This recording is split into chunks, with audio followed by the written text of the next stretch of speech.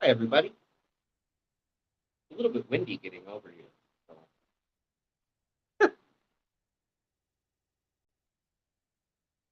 It's a beautiful day once more.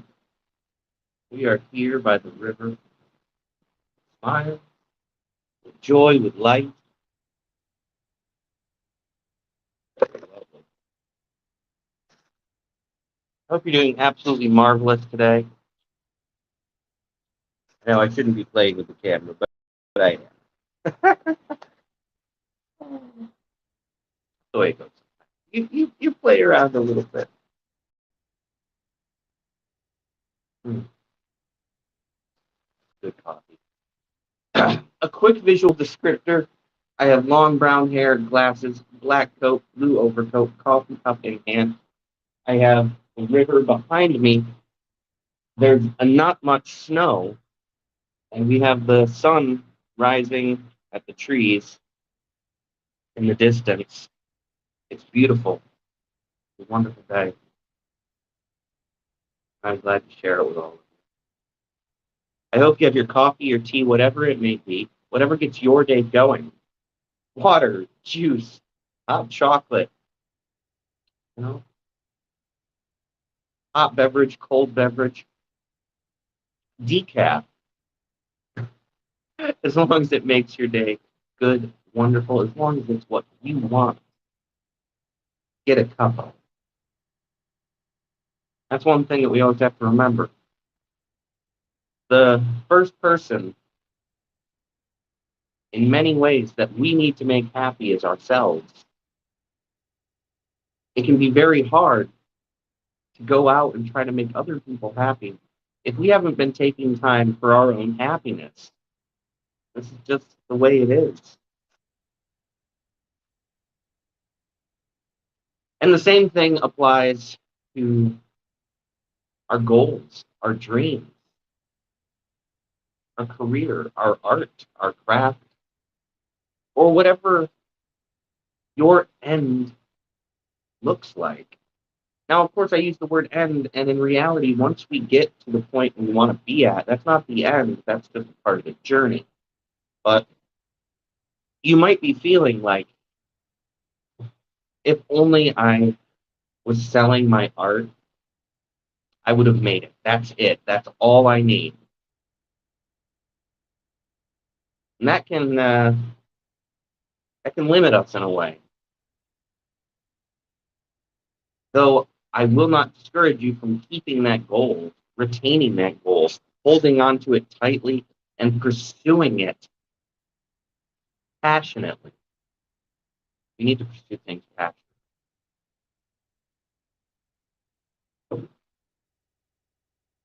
That's not the only thing we need to do. We need to make sure that the energy we're putting in to our pursuit is fruitful. And that can be a difficult thing to gauge. Are we putting the right amount of energy into something?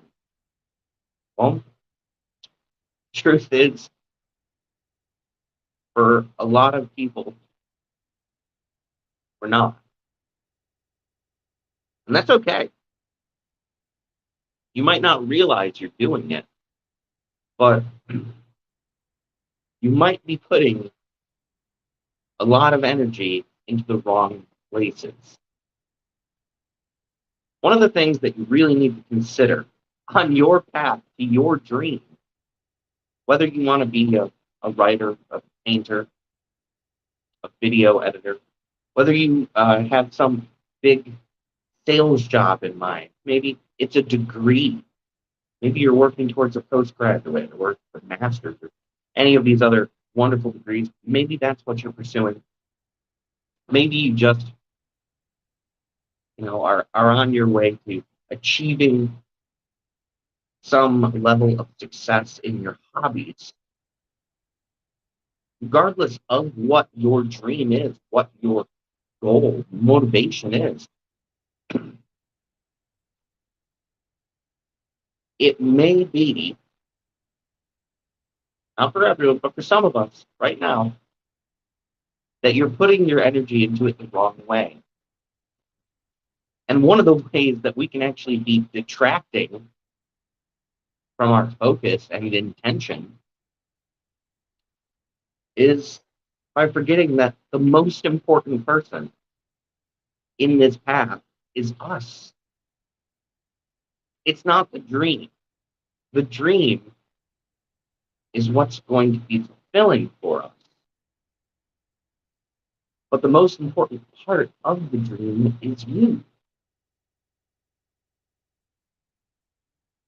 You need to be your own personal advocate. You need to be your own cheerleader. You need to push yourself and give that extra bit of drive and motivation. You need to recognize your successes. And also, you have to watch out for something that we do very often, and that's self-sabotage. If you're going to be the guide on your own path to success, to happiness in what you wish to do, um, you're also going to have to realize you can't cut yourself down. I know it sounds a bit harsh, but we do so often cut ourselves down. Whether it's by comparing ourselves to other people who are doing the passionate art we wish to create, or just by not taking all the steps we need to ensure that that dream comes true.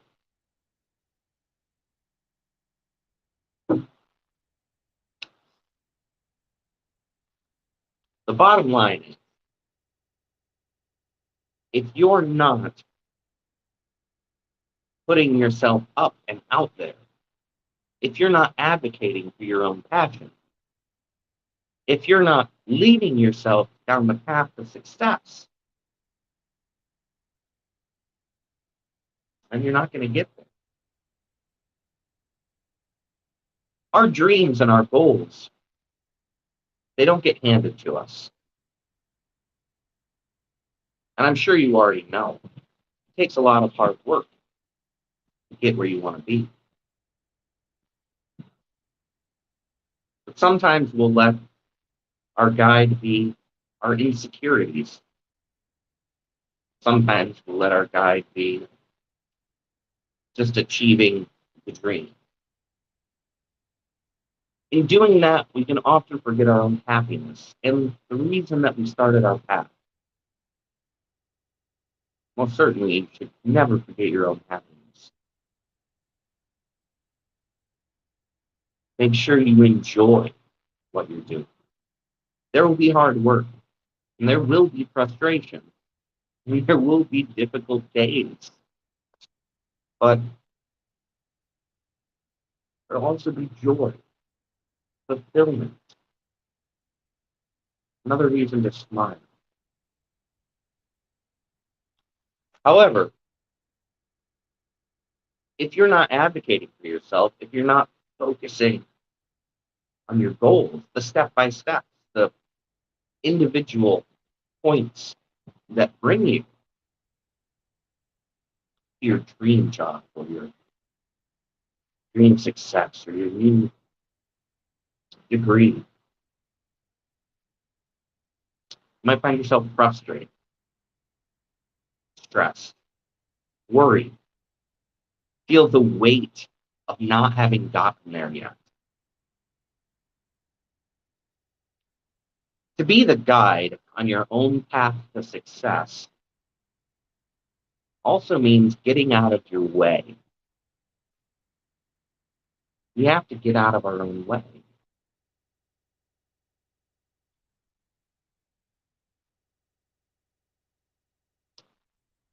And that is actually very difficult to do if we get in our own way a lot. To cap off many of these thoughts, let me put forward a couple of things. One, our dreams are a job. They have to be viewed that way. If your dream is to be an author, you want to write novels, or you want to write news articles, you want to write scripts, job. Which means that you have to schedule it. You have to clock in. You have to learn. Learn from other writers, other authors. You have to read. That's all part of the job. But what you don't need to do is look for reasons why you're not successful. Don't look at the people who are publishing and successful and making tons of money and saying, why am I not doing that? Don't let that bring you down. Instead, clock in, do the work, do the research for how you get the sales, how you get your audience, how you publish your book.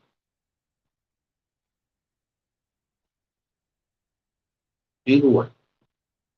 Take every step. And know that all of our dreams, as I'm sure you realize, we don't just wake up and they're real. It might take us a very long time to get there. But we can get there. You can get there. Now, other than just making sure you're treating your dream as a job, also remember why you started your path. If when you started on this path, and let's use again the example of maybe you want to be an author. If you started your path and your first goal was to tell a specific story, to write it all out, do it. Keep working on that one goal and forget about the success, forget about the money, forget about the publishing. Take your time and finish that first goal. The reason you started. Maybe you're out there right now and this resonates with you, and maybe you're out there right now and you don't understand how this equates to what you're doing. But if you step back and you look at what your dream is, maybe your dream is to be a teacher. I ask you, what was the reason for that goal to begin with? Did you want to educate? Want to mentor? Maybe there was someone that you admired and they made an impact in your life. Maybe you want to make that same kind of impact in someone else's life. Once you remember your reason, that first goal, make sure that you're doing that first goal. Focus on that first goal. Because even before you've achieved success, you most certainly can achieve your goal. You wanted to be a scientist because you wanted to work on some big project, and that was your first goal.